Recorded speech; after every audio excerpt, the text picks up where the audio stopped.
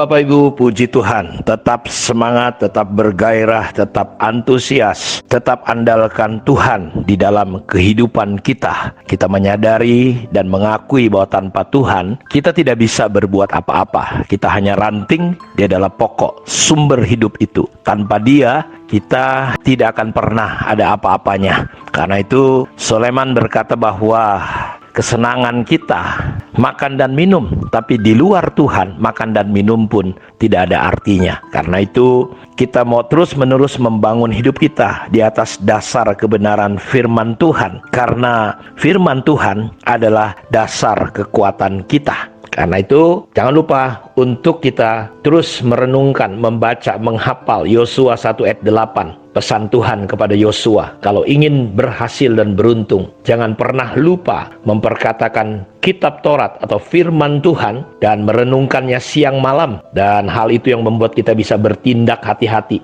sesuai dengan yang tertulis di dalamnya. Dan jalan kita, jalan Yosua akan beruntung dan berhasil. Karena itu pagi hari ini, mari kita melihat dalam Injil Lukas pasal 4 ayat 1-12. Yesus yang penuh dengan Roh Kudus kembali dari sungai Yordan, lalu dibawa oleh Roh Kudus ke padang gurun. Di situ ia tinggal 40 hari lamanya dan dicobai iblis. Selama di situ ia tidak makan apa-apa, dan sesudah waktu itu ia lapar. Lalu berkatalah iblis kepadanya, "Jika engkau anak Allah, suruhlah batu ini menjadi roti." Jawab Yesus kepadanya, "Ada tertulis, manusia hidup bukan dari roti saja." Kemudian ia membawa Yesus ke suatu tempat yang tinggi, dan dalam sekejap mata ia memperlihatkan kepadanya semua kerajaan dunia. Kata iblis kepadanya, "Segala kuasa itu serta kemuliaannya akan kuberikan kepadamu, sebab semuanya itu telah diserahkan kepadaku, dan aku memberikannya kepada siapa saja yang ku kehendaki. Jadi jikalau engkau menyembah aku, seluruhnya itu akan menjadi milikmu."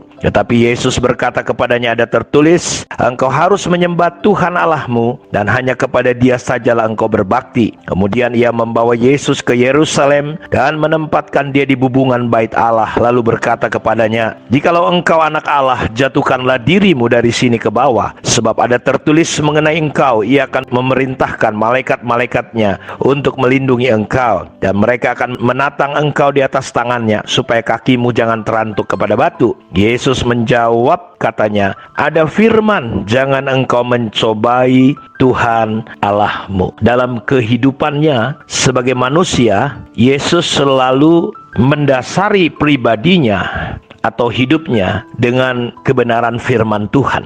Dia berkata bahwa dia tidak bisa melakukan apa saja sebelum dia melihat dan mendengar Bapa berbicara. Jadi selama dia ada di dunia, hidup sebagai manusia, mengambil rupa sebagai manusia, firman Tuhan, perkataan Bapaknya adalah hal yang mutlak dalam hidupnya. Hal yang tidak bisa ditawar-tawar, dia dasari, dia bangun hidupnya di atas perkataan daripada Bapaknya sendiri. Dan hidup Yesus ini bisa menjadi teladan dan contoh bagi kita, bagaimana firman Tuhan menjadi dasar kekuatan kehidupannya. Jadi Bapak Ibu perhatikan baik-baik bahwa dengan kebenaran firman Tuhan itu yang menjadi andalannya. Dia tidak pernah lari keluar dari prinsip-prinsip kebenaran firman Tuhan. Karena kerajaan Allah itu dimulai dengan kebenaran, tetapi kerajaan iblis selalu dimulai dengan tipu daya. Kebenaran selalu mendatangkan damai dan sejahtera. Kebenaran selalu akan menghadirkan kerajaan Allah di dunia ini. Tetapi tipu daya di luar kebenaran hanya akan mendatangkan konflik dan keterikatan. Itu sebabnya kalau Bapak Ibu perhatikan baik-baik pembacaan firman Tuhan ini, kita bisa melihat bagaimana ketika dia menghadapi si jahat, ketika dia menghadapi setan dalam keadaannya sebagai manusia, dalam keadaan di mana dia sedang mengalami yang namanya lapar dan haus, karena dia sedang berdoa dan berpuasa dibawa oleh Roh Kudus ke padang gurun, dan 40 hari Alkitab menyebutkan dia tidak makan. Bukan berarti dia minum. Ini masih menjadi diskusi yang panjang tentu dengan para ahli. Tetapi kalau Musa tidak makan, tidak minum 40 hari di padang gurun, maka kita percaya Yesus juga bisa lakukan hal itu. Ketika situasi lapar dan haus, dan itu hari ke-40, iblis datang mencobai dengan godaan-godaan yang begitu luar biasa, dengan trik trik-trik yang tentunya Bapak Ibu saya percaya trik hal yang sama yang diserang kepada Yesus, diberikan kepada Yesus, hal yang sama itu juga menyerang hidup kita. Dan kondisi Yesus adalah pada waktu itu dia betul-betul dalam keadaan lapar dan haus. Ketika orang lapar dan haus, saudara, dia pasti punya kebutuhan untuk segera makan. Dan tawaran iblis adalah, kalau kau anak Allah, rubahlah batu ini menjadi roti. Saya mau beritahu, dalam kemahakuasaannya, tentu Yesus bukan hanya bisa merubah batu jadi roti, rubah setan jadi roti pun bisa, karena dia Allah, dia Tuhan yang maha kuasa. Tapi saudara, dia mengajarkan sebuah prinsip.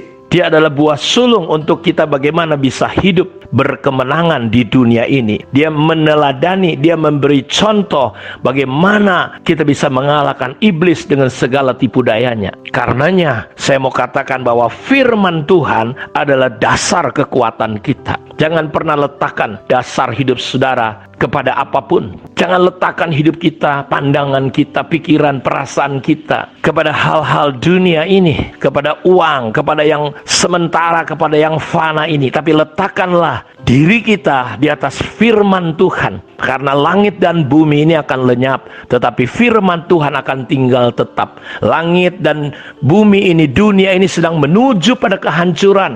Karena itu jangan taruh dan letakkan hidup Bapak Ibu kepada perkara-perkara itu, tetapi letakkanlah hidup kita kepada kebenaran firman Tuhan. Dan orang yang melakukan kebenaran firman Tuhan akan tinggal tetap sampai selama-lamanya. Karena itu nggak heran ketika dia menghadapi tekanan, pencobaan, godaan, tipu daya iblis yang begitu licik, tetapi pada akhirnya kita melihat dia menang. Yesus mengalahkan setan dengan segala tipu dayanya, mengalahkan Lucifer, dan iblis meninggalkan Yesus.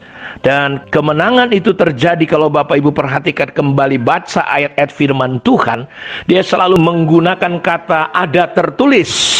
Ada tertulis. Jadi Yesus berpegang teguh kepada kebenaran firman Tuhan. Jadi firman Tuhan adalah sumber sukacita, sumber kekuatan hidup kita. Kita tidak akan pernah luput dari yang namanya tipu daya iblis untuk menjebak dan menjatuhkan kita umatnya. Udah terlalu banyak orang jatuh. Kita nggak terlalu hebat, terlalu pandai. Kita nggak bisa buat apa-apa tanpa Tuhan dan firman-Nya. Jadi pembacaan firman Tuhan hari ini mengajarkan kepada kita bagaimana kita dapat berjalan mengalahkan si jahat dengan cara berpegang teguh kepada firman Tuhan. Firman Tuhan hari ini mengajar kepada kita untuk bersandar kepada Tuhan dan firman-Nya. Karena itu ayat hafalan di gereja kami adalah Amsal 3 ayat 5, 6, 7. Percayalah kepada Tuhan dengan segenap hatimu, jangan bersandar kepada pengertianmu sendiri. Akuilah dia dalam segala lakumu. Artinya kita melibatkan Tuhan dengan berkata, Tuhan, aku nggak bisa tanpa Engkau dalam seluruh